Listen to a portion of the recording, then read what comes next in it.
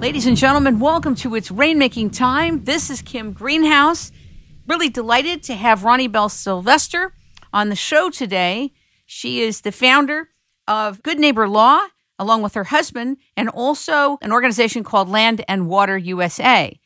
She lives in Colorado and is very proud to let people know that she is a full-time mother and homemaker, that she is a farm girl and a wife, and that she is fighting on behalf of and for land and water rights in the United States of America. She ran for governor of the state of Colorado and did not make it through, but we know that her run is a valiant run, and she's looking to deliver in the right and most important things in the United States, which have to do with land and water and resources. I really wanted to talk with her because I'm very interested in land and water rights. Many people in the U.S. are experiencing so-called water shortages, and there is some kind of tricky thing going on that has been going on in the United States, which is the confiscation of water and water rights. Even for people who own their own water rights are having their water rights confiscated, including their land. So Roni is a real advocate of property protection, and she's been a listener of It's Rainmaking Time and have recommended some wonderful guests for us. It's my great pleasure and honor to welcome Roni Bell Sylvester to It's Rainmaking Time. Good afternoon. Well, good afternoon, Kim, and thank you so much. I appreciate your having me on your show. You provide a very valuable service to so many people, and I appreciate that, Kim. Thank you. Let's talk a little bit about Land and Water USA. Talk about your site and what it's there to do. Give the listener a context. My husband and I have spent the past 10 to 15 years finding the best and the brightest, most nonpartisan or bipartisan scientists, educators, attorneys, doctors, people in almost every field. Policy research analysts are kind of the foremost. And over that period of time, we have vetted them and have let the old crew vet the new crew, you might say, the new kid on the block, so that we always have a really solid core group of people that our legislators, our policymakers can actually go to for some straight answers and the facts and the science.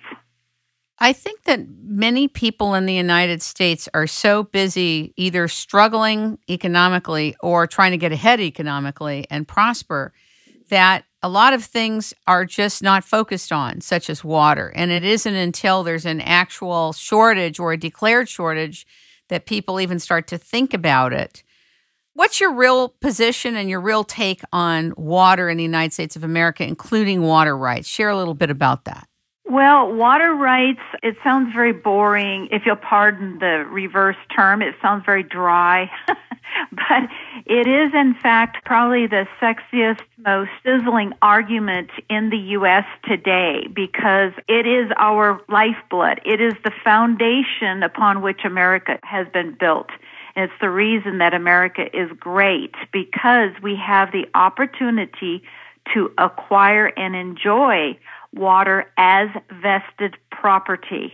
What does that mean? You've made a distinction here already. Yes. Go ahead. Water becomes a property when a person puts that water to beneficial use under the historic statutes, our constitutions, etc. Individuals and entities own the beneficial use of water. They don't own the actual water. They own the beneficial use of that water, and they have to be grandfathered in, so to speak. And now all the states that are east of the 100th meridian are under what is called English riparian water law, which is considerably different than the states west of the 100th meridian, which are under the Spanish or the prior appropriation law. The English law is basically where the government does have a little bit more control of that water, but the entities still own the beneficial use of that water. Whereas in the West, or the arid states, the prior appropriation is based on first in time, first in right, goes with the flow. In other words, from the genesis of the water or the headwaters of whatever, the Colorado River, the South Platte River, whoever put that water to beneficial use first has a vested property right to that water. We had Angus, what is his last name? Angus McIntosh, yes, on. I think it's very important and very astute to lay that out right at the beginning. So how does one identify who has been the first to use it beneficially? Well, you take Colorado as an example. Water was developed for the purpose of agriculture. In other words, water was developed to grow a blade of grass. And then that blade of grass goes to the mouth of a cow or to grow a crop, to grow food. And so it became a real priority. And I think probably in most states, it became a priority to grow forage. I know that sounds maybe a little crude, but it is. You know, forage could be anything, any kind of an agricultural crop. So the people who came to the arid states actually developed the in-stream flows in a lot of these waters by their irrigation and canals and so forth and so on. So historically, for example, I'll use the South Platte River, it dried up about Kersey, Colorado. Now, I know your listeners don't know where that is, but let's just say that a stream that generates in the mountains, it does have a point upon which it does dry out, depending upon the precip, the snowpack. So it does, in fact, dry out. But with the advent of the development of irrigation and canals in this first part or the upper part of the genesis of the headwaters, it developed a stream. And then as time went on and the stream was further developed down, it pushed the stream non-historically past Kersey, past Sterling, past Julesburg, and across the border into Nebraska. Now, some streams, like the Colorado River, it has an incredible flow in that it reaches all the way from Colorado's headwaters to the Baja California. Are you aware that there is a kind of water that is independent of the aquifers that is below the ground? We have visited about this, but I want to hear what you have to say. Well, there are people that I have met in my lifetime over the last 10 years, and some I didn't meet because they passed on, but they were masters in their area.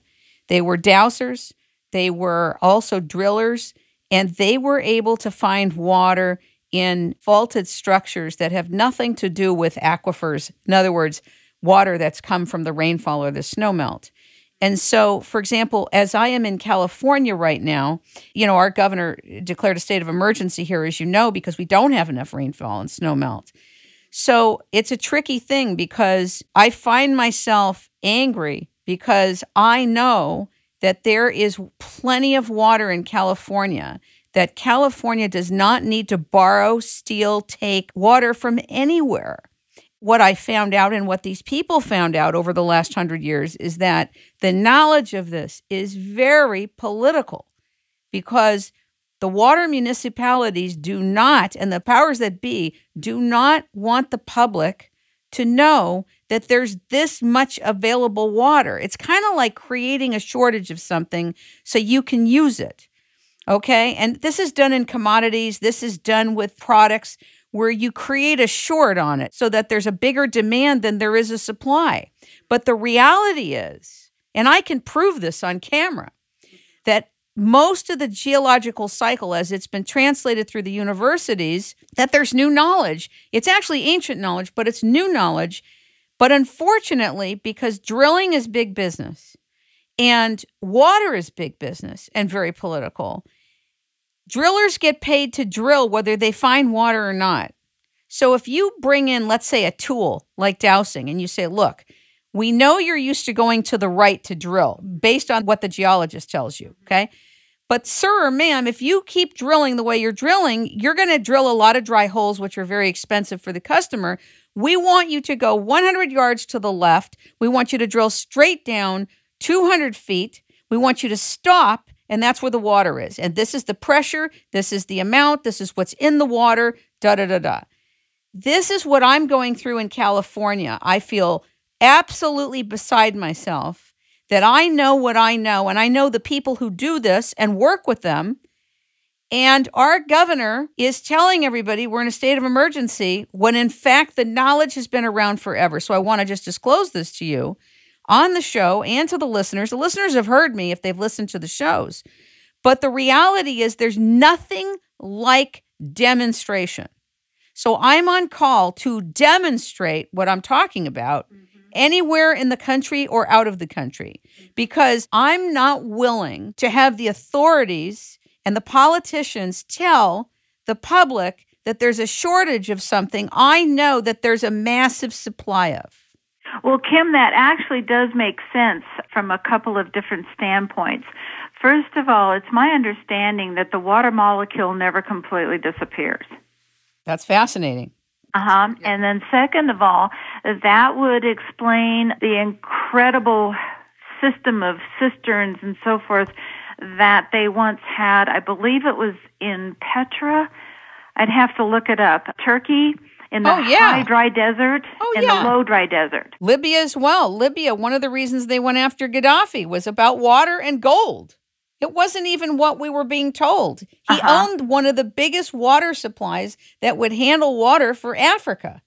That's how huge it is. It does. It totally makes sense, because if you stop to think, okay, where does that water go then? We think it evaporates. We think it completely disappears. No, it rises.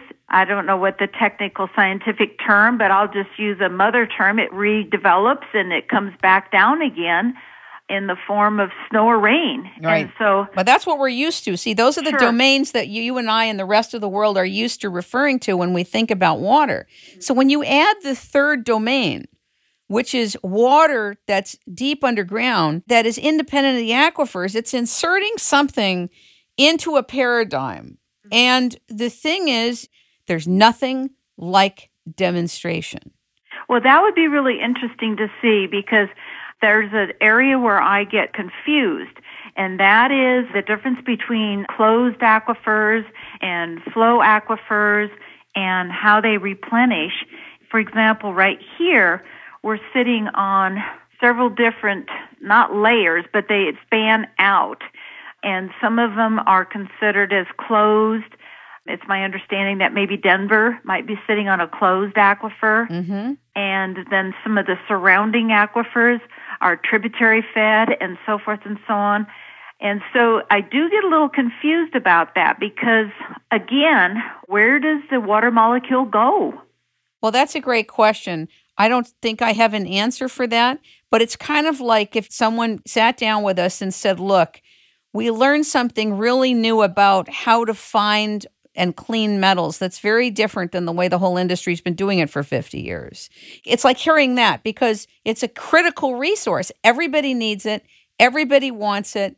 And don't get me wrong, I'm very much for conservation of water and appreciating water and not wasting. So I'm there. But when you tell the mass public that you're having to ration water, charge more money for water, dump chemicals in the water, and then tell everybody and have everybody believing we're in a drought. Yes, we're in a drought of rainfall. Yeah. We are. I get that. Yeah, that's a good point. Okay. It's like apples and oranges. Yes, we're in a drought with respect to rainfall. Yes, we're in a drought, therefore, also with regard to expecting snow melt to be producing water. Okay. We're not in a drought with regard to water from the ocean, even though desalinization is very expensive, but so be it. Okay. We're not. And we're not in a drought about this other domain of water. That's an excellent point. You know what it reminds me of? It's kind of like the finance market. There's plenty of money around the world for everything. In fact, you and I live at a time where I happen to know for a fact nobody needs to walk around thirsty. Nobody needs to be hungry and starving and dying. The reason that people are dying is political. We know that, and many of the listeners know that. It's political. There's plenty of land, there's plenty of food, there's plenty of seeds, and believe it or not, there's plenty of water, even in the deserts, even in faulted structures. The problem is that there's a lot of people that believe that people deserve to die and suffer and not eat and not be able to drink. Are you talking about depopulationists? Well, what I'm basically saying is that there are people that feel that that's a critical thing and they want that to happen, and therefore it's okay with them to cleanse the civilization. The condition is totally sortable. We can sort this. It's not a question that there isn't the will. It's that it's very dangerous to try to do something about it. Sure, you can take care of a few villages as long as you are not solving the global problem. That's so true, and that is so sad. And one of the best ways that a dictator can take over a country is to manipulate the resources, deny the use of those resources. And in the case of, for example, Saddam Hussein, he actually dried up a lot of ag so that he could relocate, shut down, etc., put at the mercy of those producers. Water has been used, I suppose, probably since the first man discovered it to manipulate people into doing what the manipulator wants, I guess. Tell the audience a little bit about what your understanding of what's going on in Colorado with regard to water rights. I understand there's a gentleman who was trying to see if he could get a portion of Colorado seceded from the rest of the state. I don't know if you want to talk about that or mention something about it. I found it very interesting. Well, there's a disconnect between urban and rural and our legislative. And unfortunately, the 2013 session was probably, in my 30-plus years of observing politics in Colorado, was the most toxic session ever. It had to do with all emotional issues that are a drain on our economic base in Colorado. We did not address any of the really pertinent issues that would be economic drivers or generate any revenue for the state. I found that to be probably the most tragic part of 2013. And as a result of that, there came an effort, you might say, by some of the disenfranchised in the rural areas to succeed from the union or to develop, they call it the 51st State Initiative, to where we would form our own state. That has all now basically morphed into a new effort, and that is to what we call the Phillips County effort. A couple of Phillips County commissioners got an initiative to have one representative per county. So there would be, instead of 65 representatives, there would be 64 because we have 64 counties. Now, our state is supposed to be, our representatives are, in fact, according to population, but that still has not worked out as far as real, true representation for our rural people. And so as a result, the urbanites, and that would be Denver, Boulder, Golden, Fort Collins, Colorado Springs, they don't understand, first of all, that those of us in the rural areas actually own that property, and they think that they can, because it's a wide open space, that they can trespass and open gates and climb over fences, and because it's pretty, and they think that they ought to be able to picnic there and so forth, and they don't understand that that is someone's property, just like their backyard. It kind of grows to this assumption that we don't have the water either, and that we need to have water become into the public domain. Well, that is no different than stealing a person's car out of their driveway. I mean, you don't deny a person use of their property. I don't care what that property is. And probably the hardest thing of all is to educate people to the fact that water is a vested property. If I understand what you're communicating, if there are real water shortages, what do you perceive is the best leadership and stewardship function with respect to the way water could be distributed in the event of serious shortages? What do you see without violating these vested property rights? That's a very, very good question, Kim. You cannot begrudge someone from selling their water shares, of course. I mean, that's, again, it's because it is a property, a person has the right to also divest of it. That's a given. But on the other hand, I think it would be prudent for city planners to be more cognizant of, for example, baseline acre production, which is a basic guide that tells you approximately how much water, raw off the land production requires, whether it's timber or fishing or mining or agriculture. It doesn't make any difference what the use is, but the raw off-the-land production. And then to be able to say to prospective contractors, yes, we do have the water, or no, we don't have the water. But they don't take that into account at all. And so they're always claiming that we're going to have all this new growth and that we've got to find water, and the first place they always go is agriculture. So what good is a population going to be if they don't have food to eat? I agree with you. We're going to take a quick break and we'll be right back. We are living in one of the most exciting and dangerous times in history. Many of us are being challenged to turn away from parasitic systems of enslavement and misery and move into different life-giving activities, commercial opportunities, and communities. Transition is upon us right now.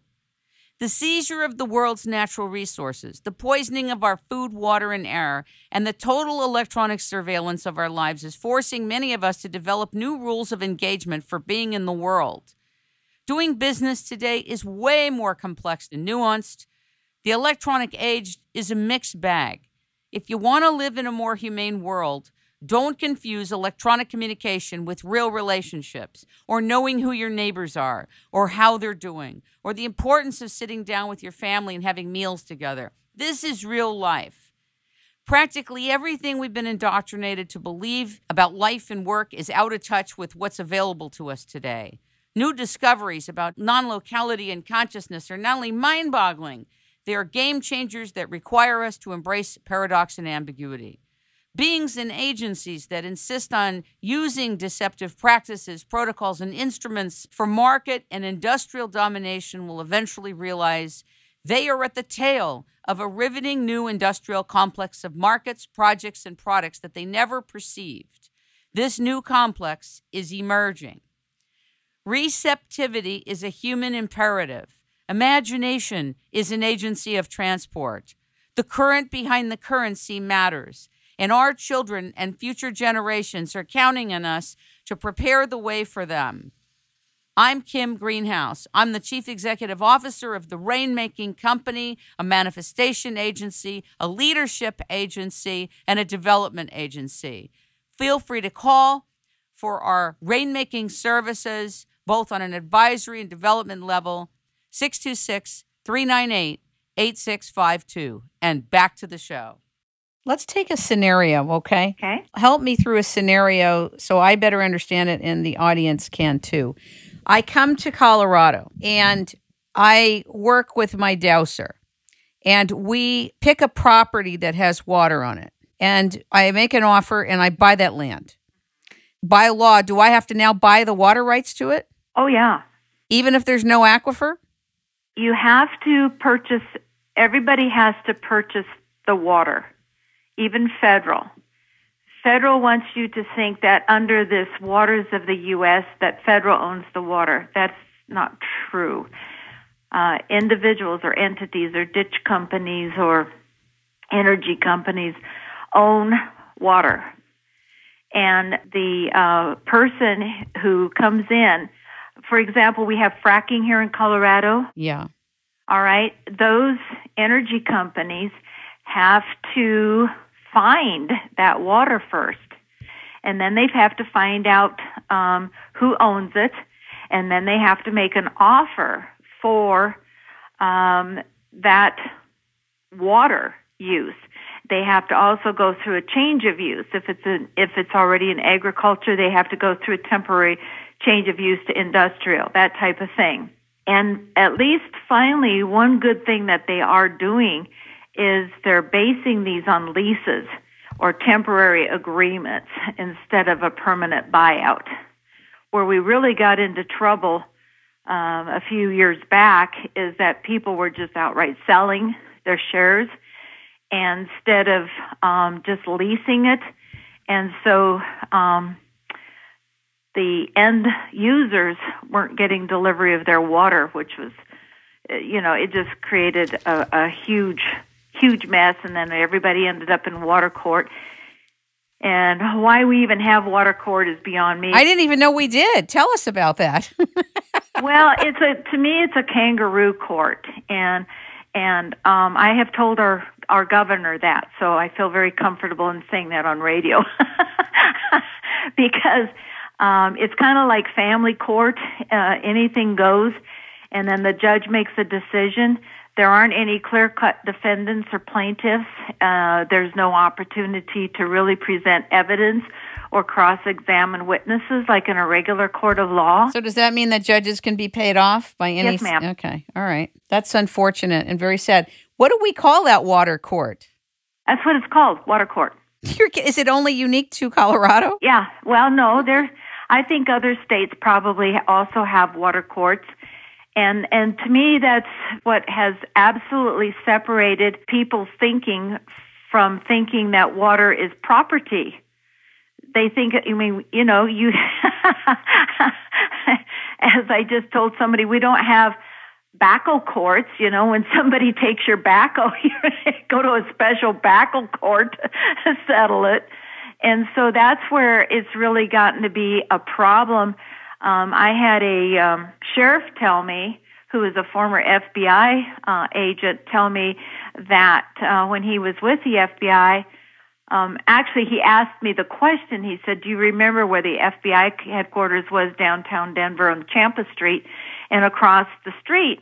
And he said, do you remember there was this multi-story building? He said, do you realize that 3 stories in that building were all water attorneys? Oh, my God. Yeah, I didn't know that. I was like, whoa, it doesn't surprise me. But it's not that complicated unless you're trying to steal it. And then that's what makes it so complicated. Is property theft is what makes it so complicated. And that's what gives the thieves the opportunity to razzle and dazzle with augmentation and surface and ground and CFS and blah, blah, blah, blah, blah. And they can go on into the finite discussing hydrology. That'd be like discussing, the reason why it's okay to steal this backhoe is because its engine runs at so many miles per hour on this amount of gas and blah, blah, blah. And that's how they justify the theft. So is this mostly the mining companies, or who do you think these people are? No. Oh, no. What's your gut sense on who the players are? Well, it's the same formula that's used across the United States. And again, in particular, the states of the West that are under the Spanish law, and that would include California. I think it's many entities, okay, all jockeying for power and control. Let's go back to the scenario I gave you. I come in, I buy a piece of property in Colorado, I buy the land, and I go to apply for water rights because I've already deduced that there's water there. Who am I going to? Who am I applying to? Well, you have to apply with a state water engineer, which is okay. Now, that is all right because they're the ones who keep track of where the water is and who owns what, and that's completely appropriate. And is that done before I drill? Oh, yes. So what if they say, well, there's no water there, and I say, well, there is? Well, then that becomes an extremely interesting subject that's never been challenged. Okay. So what determines whether they give permission or not? Prior rights? Yes. If it's already fully appropriated, then you would have to go to the person who they can identify as owning those shares on that property. I'm sorry to interrupt you. I just want to make sure I understand something. Am I understanding that a person can buy land, go to open up the water that they already deduced is on the land, but the land actually is encumbered because a major resource on the land is already encumbered? Yes? See, you're asking some really new questions that I don't know that, I'm not a hydrologist, and so I've never, I'm sure maybe some hydrologists have been posed that question, but Kim, that's a fascinating question. Well, thank you. So I buy the land, right? A group of us buy this land. Right. I come to Colorado. Mm-hmm. There's water down below where we say there's water down below. Mm-hmm. I apply for the water rights. The next question is, where are the names of the people who own the water rights throughout America? Why don't we have access to that? You can find it online to a certain extent. And in fact, I just had a meeting this morning with Representative Lori Sain and gave her the incorporations of all of the water in Colorado, but I cannot find the date of beneficial use. And so I'm thinking, online anyway, so I'm thinking I'm going to have to physically go to the archives and handwrite in those dates of beneficial use. I know they're somewhere because water engineers have them and they have to use them. Why wouldn't that be public information? Well, it probably is. Maybe I just haven't pinpointed it yet. No, I hear you. I don't think it's anything that's hidden. I just think that I have not yet put my hands on it. Right, and maybe it never needed to be public information, but I think now it probably would be useful to be public information. Now, I was told that T-Bone Pickens is buying up everything in sight with water rights in the United States. Have you heard that? Oh, yes, uh-huh. What do you think about that? What's your feeling about that? Would you like to just comment either way about it? Well, if he was actually buying up the water, if he's doing it properly and legally and working with the people who actually own the shares, I can't begrudge either the seller or the buyer. But if he's stealing the water through some rather ingenious ways of manipulating the in-stream flows, of course I'd be really opposed to that. Right. About 20 some odd years ago, I was told that England had come into Northern California and bought up the water rights in Sacramento, and that they had gone to India and bought up water rights there and were selling the Indian people back their own water. And I want to be out in front with this, with you and with the audience. I am for free markets, but I have a major problem with entities coming from outside this country and buying up our water rights. I have a violent feeling about it. And I have a violent feeling about it for other people from other countries, because a part of me feels that wherever people are geographically, that's their water. And I don't feel that should be legal to just take people's water in their natural area where they live. It just drives me crazy. Well, I could be wrong, but I'm just telling you how I feel. I would agree with that feeling if those people became compromised sellers instead of willing sellers. They float that term around quite lavishly. They say, oh, they're a willing seller.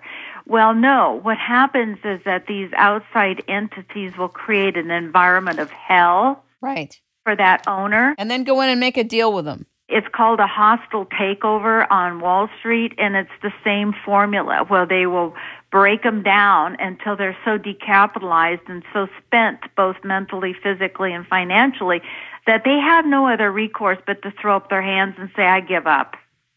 Yeah, I hear you. Are you familiar with NAFTA? Yeah. It was the trade agreement. Yeah. Now, I'm not an expert in NAFTA, but my understanding is that NAFTA was the instrument that paved the way for the confiscation or the takeover of water and resources. Oh, now, I have not heard that connection, but... Again, I'm not an expert, but the way it was explained to me is that it has been instrumental in making a play to take resources easier. Now, I have to ask you about this other thing, and you may or may not know about it, but it's the new trade agreement. It's called TPP, known as the Trans-Pacific Partnership. And basically, it has to do with talks with Australia, Brunei, Chile, New Zealand, and Singapore. And there's talk about expanding 8 other countries from various regions, and its purpose is to manage trade, promote growth, and regionally integrate the economies of the Asia-Pacific region. Apparently, also, there are more countries involved, which includes the United States, Vietnam, Peru, Mexico, Malaysia, Japan, and Canada. I know that this is another area where the general public gets very confused, is the difference between fair and free trade. Right. We don't want free trade. We want fair trade. Right. And we have not enjoyed fair trade for I don't know how many years, but a long time. Do you know how we would understand the distinction? I know how it sounds, but could you distinguish the two?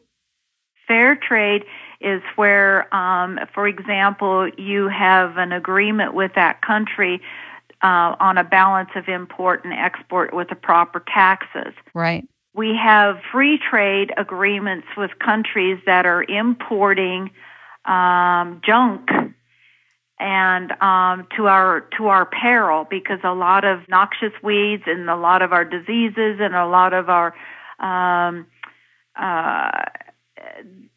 the animal diseases and egg diseases are imported. Hoof and mouth, for example, we have a deal here where they're entertaining the idea one more time of importing beef from Brazil.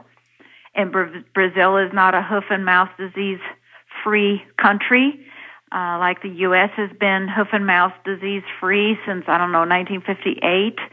And same with mad cow.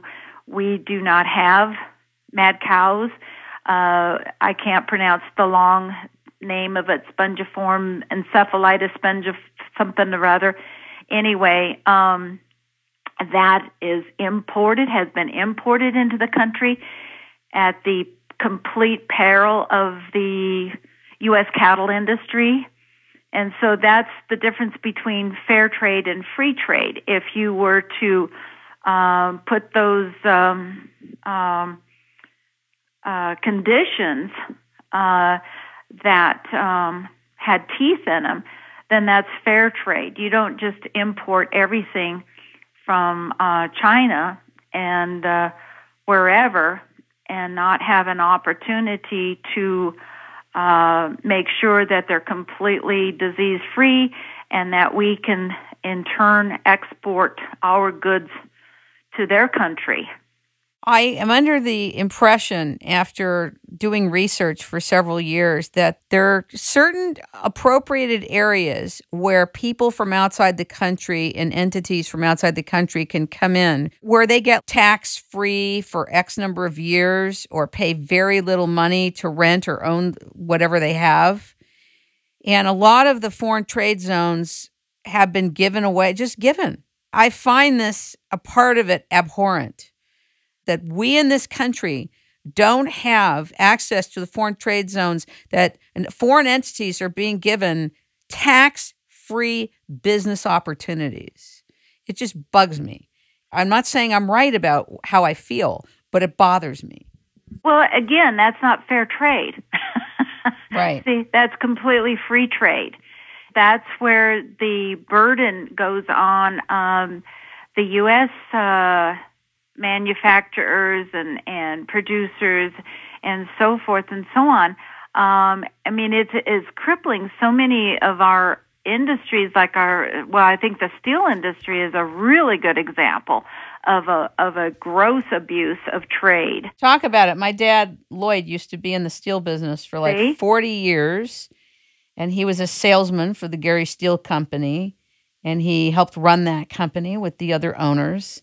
I wish he was alive to talk about it, but talk about it. Well, I wish he was too, because that's basically the ability to import cheap steel has just crippled the U.S. steel industry fiercely. Interesting. I didn't know that. When we have incredible steel makers right here in the U.S. Talk a little bit, if you would, about property rights in general now that are not necessarily connected with water, but what you would like to say to the public about what you've noticed about property rights and your interest in it.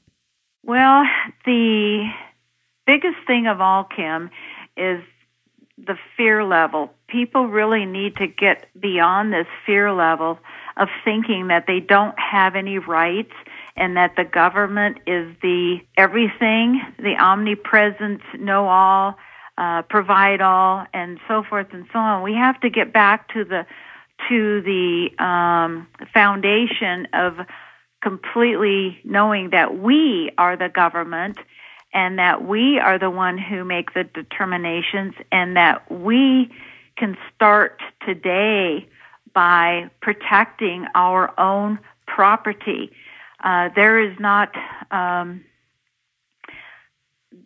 one is above the law, including our president, and we're not holding our government employees to that. Agencies are completely errant. They're running amok. Their overreach is just, it's chilling, the overreach. And it's because we are allowing them to do it. We are not taking any steps to protect our property. And it's really actually very straightforward and simple, the ways that we can protect our property.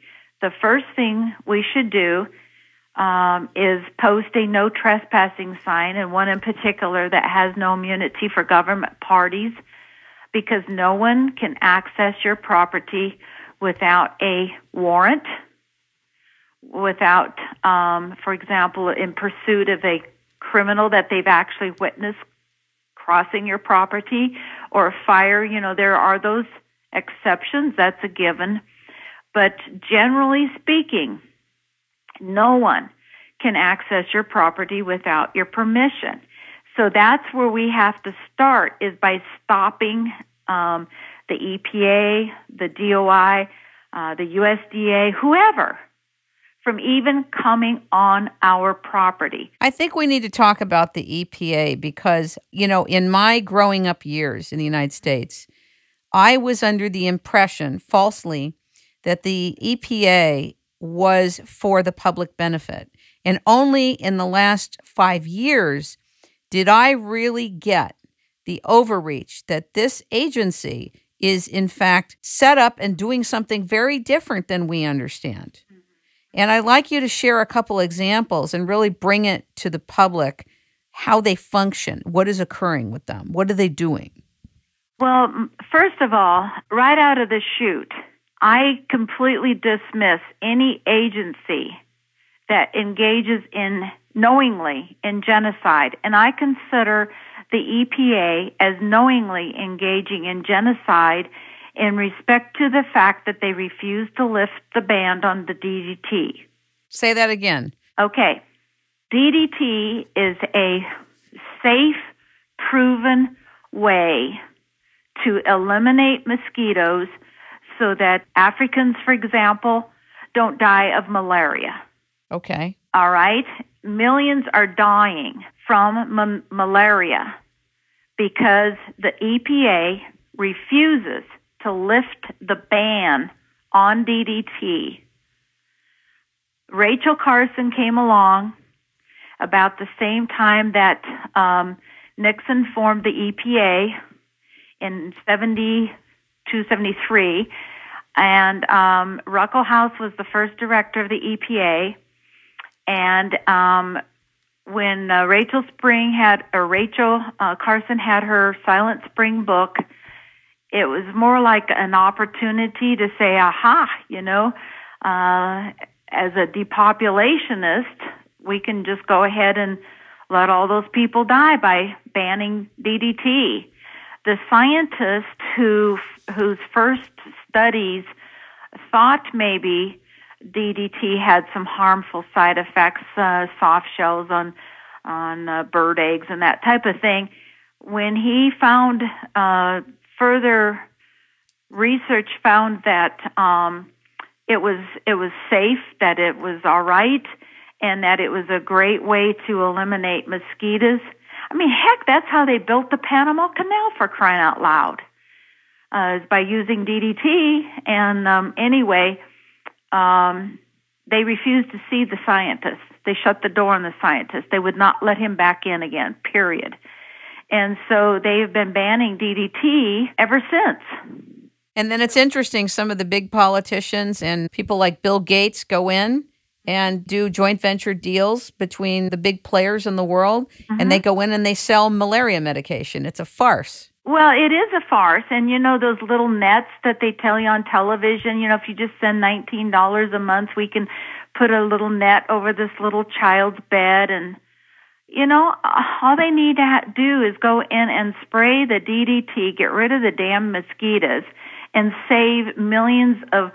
Paul Dreesen and I think Robert Novak wrote an excellent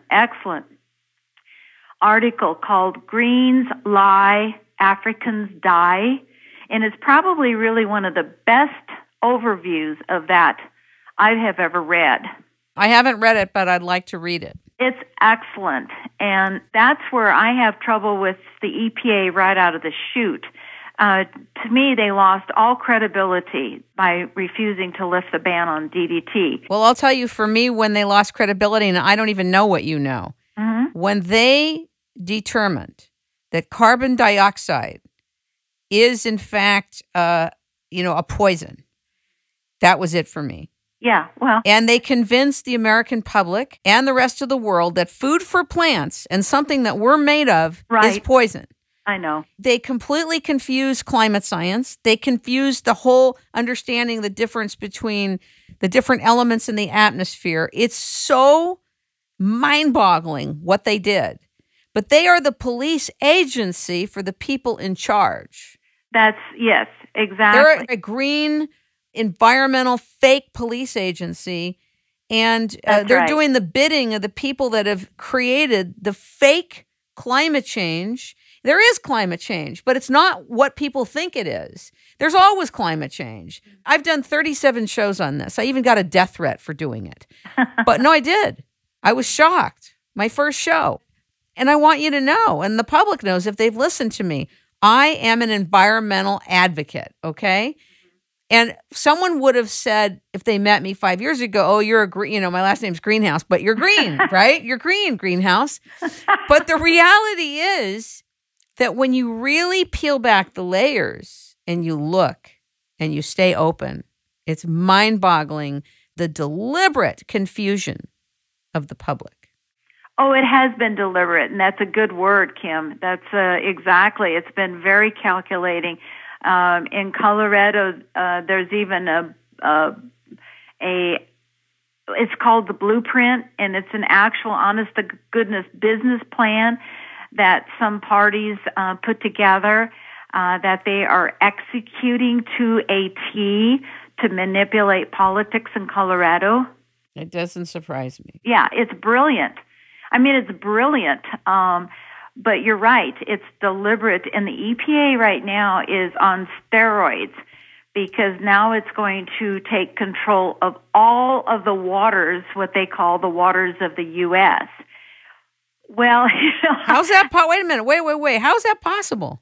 Yeah, exactly. I mean, how do they have all the water is owned by someone? Wait, how do they even have the authority to operate like that? They have no authority. They have zero authority. And this thing is really, really interesting to me in particular because I kind of stumbled onto something by accident with the flood that our farm was hit by, that September 13th flood in Colorado. And as a result of that, we did finally have Governor Hickenlooper here April 17th. We showed him one of the bridges that is operating at about 30% capacity because it has never been dredged. The South Platte River has never been dredged. And I suggested to the governor that he get a hold of the Army Corps, CDOT, or Union Pacific, or someone, and get that river dredged underneath that overpass. And his response was sort of interesting. It was kind of hesitant and kind of puzzled and kind of, I don't know, I'll try. Anyway, I thought it was rather an interesting response from a governor, and so I did some further research and talked with some property owners along the Missouri River in Nebraska and Iowa, and found that the Army Corps had built sandbars on the Missouri to accommodate the piping plover, and then did not operate the gates properly and allowed for the catastrophic extent of the flood on the Missouri a few years ago. Wow. And I got to thinking about this, and I thought, okay, let me see if I understand this. The Army Corps has never, ever dredged the South Platte River, and yet it's playing around with the Missouri River, and then it hit me, the word navigable. The South Platte River and most rivers and tributaries do not fall under the statute historic definition of navigable. But now the EPA would have you think that they have control and the Army Corps has control over all the water just because it's water, regardless of its genesis, regardless of whether or not it falls under the definition of navigable. So I find that really, really interesting. And it's like, oh, okay. So that's why the Army Corps never dredged the South Platte. So the EPA can't have it both ways. They can't be duplicitous about this, can they, Kim? Wow, I'm just totally blown out. Isn't that interesting? Yeah, it is interesting. It's scary, too. It's very interesting, but the property owners, Kim, this is, again, the most critical thing. The property owners, they have a duty now to keep the EPA and the Army Corps, all of the above, off their property. You know that most people are scared to fight these entities. Well, they're going to have to get over it, or they're going to have to give up their country. Definitely. What do you think about the Bureau of Land Management? The biggest liars of mankind? I've heard the Bureau of Land Management is apparently also heavily into the acquisition of resources and actually the sequestering of resources. Is that correct? Well, let me put it this way, Kim. About 20 years ago, I thought it was rather giddy and sort of coy and kind of joking and kind of cute to be able to just sort of say, oh, yeah, you know, the Nature Conservancy and the Center for Biological Diversity and all of these eco groups, they office with the DOI, the Department of Interior. And now, 20 years later, they do. They're partners. They're buddies, and they work together. And our taxpayer dollars go to fund for example, the Nature Conservancy, which is the world's largest real estate company. And they all work together in tying up our property. And in respect to the BLM, which is the BLM is the Bureau of Land Management, and that is under the Department of Interior, and the Forest Service is under the USDA or the United States Department of Ag. So they're under two different agencies, but they all are kind of working in collusion. And I think I can say that, Kim, because I've been to enough meetings and have observed and watched how this all operates over the past 15 years to basically just get us off the land.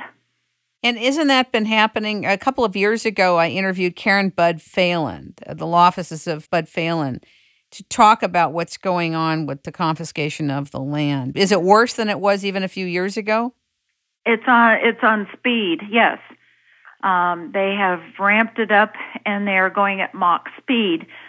What they do is they will, or I should say, kind of the overriding thing is we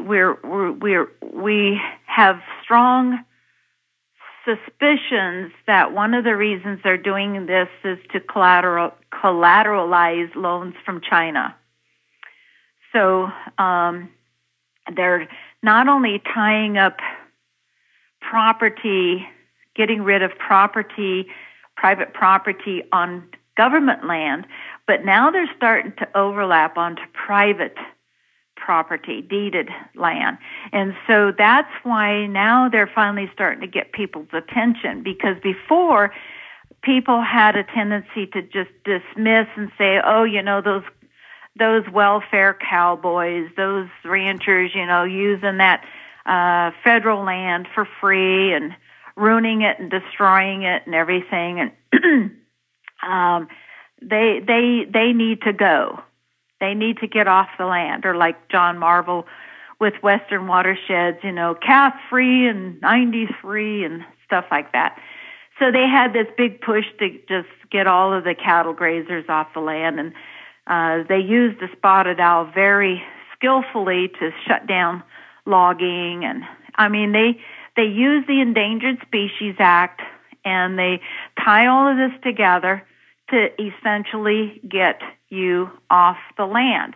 Now, this is where you had your Angus McIntosh, and Angus can explain better than anyone how it is that a person has, in fact, vested property or equitable title to property on government land. And there's no such thing as public land, by the way. It's either government or federal land.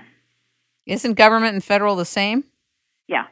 But there's no such thing as public. You hear people saying, well, that's public land. No, all the land's been settled. All right. I hear you. But anyway, the only thing that federal owns on federal land is the naked land, the naked dirt. Whoever puts the forage above that and the beneficial water to use above that, or the beneficial water to use, gains what is called equitable title. Now, you can take, for example, Bundy, where I don't really, you have to really keep your head really clear about that, because I don't really agree with some of the tactics that Cliven Bundy used. I certainly understood and understand his total frustration with working with the federal government, because they flat out lie to you. And I can understand how he could have been lied to in respect to his AUM's Animal Unit Month, and how it came to be that he was made promises and the promises weren't kept by the BLM. I don't know. I don't know the finite of his situation. So I'm just saying that I can understand if that happened. I can understand his frustration. But he did make some errors in that he confused the public with his definition of state and public and federal, and that's unfortunate. Because Cliven Bundy, and then I would hear it on Hannity and O'Reilly over and over until I just wanted to scream at them. They kept saying, well, what's wrong with Bundy's cows eating some of that federal grass? Well, no, that's not federal grass. That was Bundy's grass. That is the fact. See, Bundy owned the forage, and he owned the beneficial use of the water. This is really the underbelly, the mosaic, if you will, of the situation that never gets distilled to the public until now, until right now.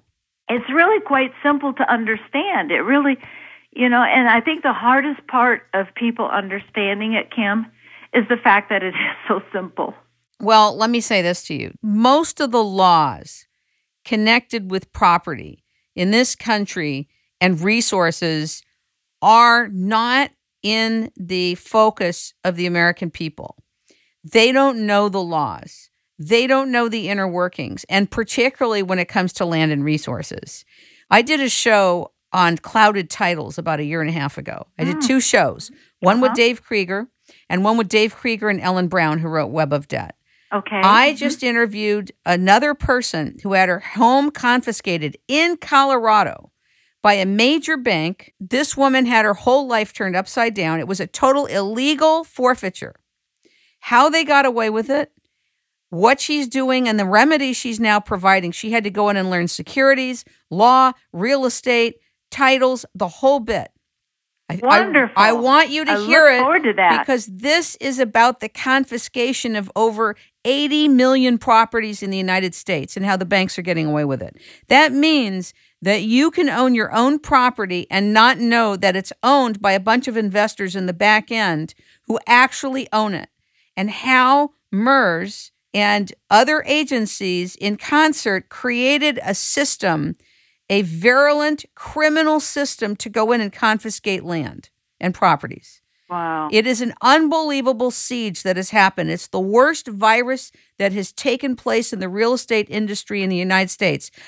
It's so bad, it's so insidious that most realtors don't know about it, most brokers don't know about it, most title companies don't know about it, and most buyers of real estate don't know about it. How do you like that? Boy, that's shocking. I look forward to that show, Kim. I will send it to you. My God. Yeah, so this is about using securitization to confiscate all properties and get away with it, because the securitization is a different animal. And how do you get the securitization of property? You hide the mechanisms by which the confiscation happens. Flat out. It's a heist. It's a huge heist. Now I'm going to be awake all night tonight. It's a huge heist. And I'm out with it. I'm like telling the American public, if you're going to your realtors and your brokers and your title companies and you're not getting this piece of information and doing your due diligence, you deserve what you get.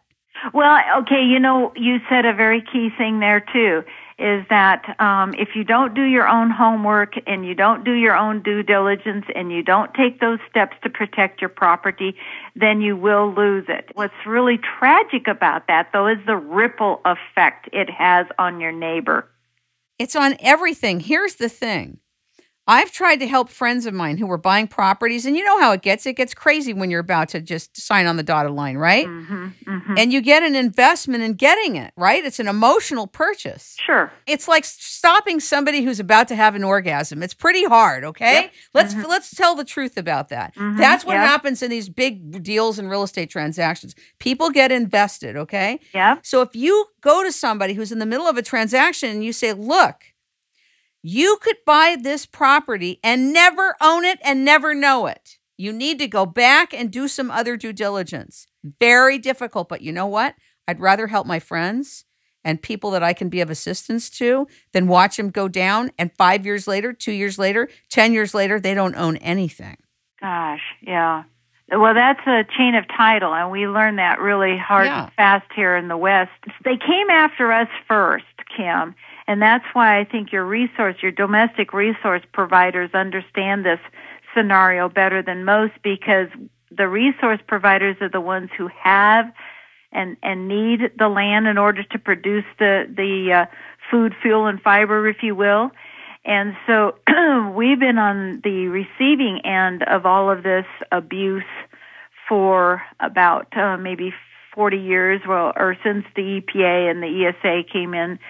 And so we're sort of intimately familiar with all of Well, good for you. Well, I would be very interested to hear your response to the Dave Krieger, Ellen Brown interview, and as well as the interview with Donna, and I should know her last name, but it's more complicated. I just did it.